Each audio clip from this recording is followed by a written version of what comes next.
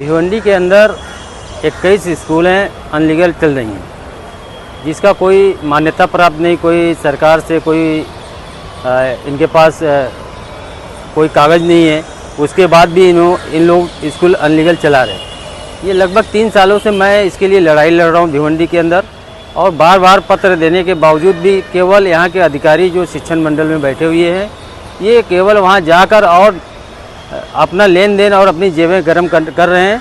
कोई कार्रवाई नहीं हो रही है। इसलिए मैं आप लोगों को बुलाया हूं कि अगर ये 10 नवंबर तक कार्रवाई नहीं करते एफआईआर स्कूलों के ऊपर, और जो मुख्य अध्यापक है उसके ऊपर, और जो संचालक है उन पर अगर ये एफआईआर दाखिल नहीं करते हैं तो मैं अमरअनशन पर बैठूंगा यहाँ गेट के सामने, और जब तक एफआईआर नहीं दर्ज होगा जब तक मैं यहाँ अमरअनशन पर बैठा रहूँगा।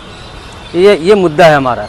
मैं देख रहा हूँ कि लगातार जो मैं लड़ाई लड़ रहा था, पिछले साल 24 स्कूल थे, फिर 21 स्कूल कम हुए हैं, लेकिन इन्होंने कार्रवाई नहीं किया। और कई ऐसे स्कूल हैं जहां ले देकर उनका नाम दर्ज नहीं किया गया, उसकी भी लिस्ट मैंने शिक्षण अधिकारी को दिया है।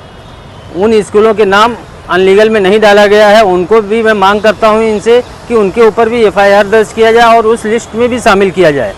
ये हमारी मांगनी थी। मैंने महानगर पालिका को लगातार पत्र दिया है, और ऊपर भी शिक्षण अधिकारी और जिला परिषद को भी लेटर दिया है कि इन पर कार्रवाई होना चाहिए, क्योंकि ऐसी घटना आप लोग को याद होगा कि बदलापुर में घटना स्कूल के अंदर घटी, न्यू मुंबई में घटी। जो मान्यता प्राप्त स्कूल थे, ऐसी जगह जब घटना घट सकती है तो ऐसे अनलीगल स्कूलों में कभी भी घट सकती है, और ये स्कूल चालक भाग सकते, फरार हो सकते हैं, जिसका कोई नामो निशान सरकारी कागज़ पर नहीं है, और कोई बड़ी घटना घट सकती है शहर के अंदर। इसलिए हमारा लगातार मांगनी जारी है। आपको ये भी बता दूं मैं कि जहां भिवंडी के अंदर जो मान्यता प्राप्त स्कूल हैं, सरकारी स्कूल हैं, इन स्कूलों के टीचर जब चुनाव आते हैं तो उसमें ड्यूटी पे लगते हैं, या और कोई महानगर पालिका या सरकारी कामों के लिए वो ड्यूटी पे लगते हैं। लेकिन ऐसे अनलीगल स्कूलों के टीचरों से क्या महानगर पालिका का ज़रूरत पूरा होता है, या ऐसे चालकों से क्या ज़रूरत पूरा होता है, ये मैं नहीं समझ सकता कि आखिर कार्रवाई क्यों नहीं होती।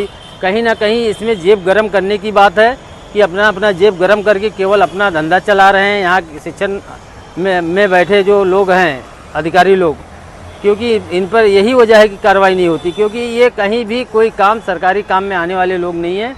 और मैं ये मांग किया हूँ कि जो बच्चे वहाँ से, हज़ारों की तादाद में बच्चे जो स्कूल जा रहे हैं, और जो बच्चे वहाँ से बंद होने के बाद, स्कूल बंद होने के बाद वो सरकारी स्कूलों में, म्यूनसिपल स्कूलों में उनको ट्रांसफ़र किया जाए, क्योंकि ये जो स्कूलें चल रही हैं कहीं ना कहीं म्यूनसिपालिटी स्कूलों पे बहुत बड़ा असर पड़ रहा है।